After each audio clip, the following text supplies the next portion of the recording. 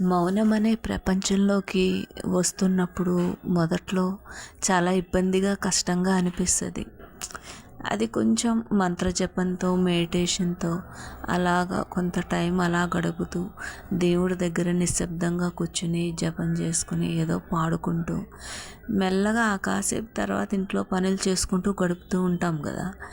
అలాగా ఇటువైపు అంటే రమణులు, రామకృష్ణులు, వివేకానంద, లైక్ ఇంకా పరమాచార్యులు, రాఘవేంద్ర, వీళ్ళందరూ ఉన్నారు కదా, రాఘవేంద్ర స్వామి గారు, వీళ్ళందరూ వైపుకి మనం వెళ్ళినప్పుడు అనిపిస్తుంది, ఏంటి ఈ జీవితం ఇంతేనా, ఇంకేం లేదా అనుకుంటే బోరింగ్గా ఉంటుంది. మళ్ళీ ఇటు వస్తాం, జనాల్లో ఉన్న వాళ్ళ కళ్ళల్లో, వాళ్ళ మాటల్లో, ప్రవర్తనలో, వాళ్ళ ఆలోచనలో ఉన్నవన్నీ తెలిస్తే అటుకన్నా ఇటే బెటర్ అనిపిస్తుంది.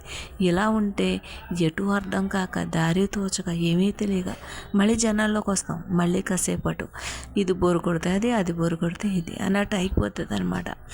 అంటే ఈ ఈ తికమకలోని మన మనసు ఆలోచనలు స్థాయి పెరగడం, మళ్ళీ డౌన్ అవటం అలా జరుగుతూ ఉంటుంది. లేదులే బ్యాలెన్స్గా ఉందామని ప్రయత్నం చేస్తాము. ఆ బ్యాలెన్స్లో కూడా అది కూడా అనిపించదు. ఇంకా లేదు, మనం బాధ్యతగా ఉండాలి. బ్యాలెన్స్ కూడా కాదు, బాధ్యత. కేవలం మన పని మనం చేయటం, చెప్పింది చేయటం, అడిగింది ఇవ్వటం, మనము ఎక్కువ టైం వీళ్ళతో స్పెండ్ చేయటం. అది ఎట్లాగంటే మనకు వచ్చే కలలకు రీజన్, మనకి ఏదో కన్ను ఎదురుతుంది, లేదంటే ఏదో సిమ్టమ్స్ తెలుస్తూ ఉంటాయి, ఇది అది ఏదో ఒకటి అనమాట. అందరు ఇలా అంటారు కదా, పూజ అంటారు కదా, లేదంటే గ్రహాలు, శాంతులు, గత జన్మ ఏదేదో అంటారు కదా. ఇదంతా ఎంతవరకు నిజం?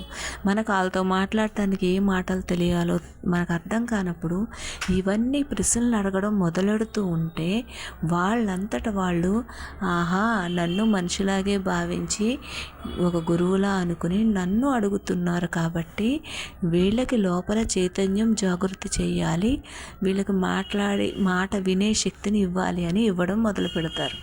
అది కూడా మన చేతిలోనే ఉంది. మెల్లగా ప్రయత్నం చేస్తే సరిపోతుంది. ఓం శ్రీ గురు రమణ.